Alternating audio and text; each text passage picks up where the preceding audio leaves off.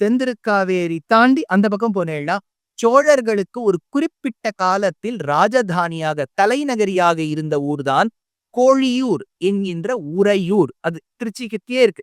திருச்சிக்கு ஒரு அந்தப்புறம்னே வச்சுக்கலாம். அதுல இருக்கக்கூடிய ஒரு உயர்ந்த பிரதேசம் உறையூர். பெருமாளுக்கு மறுபடியும் அங்க வந்து அழிமணவாளனை போல இருப்பார்.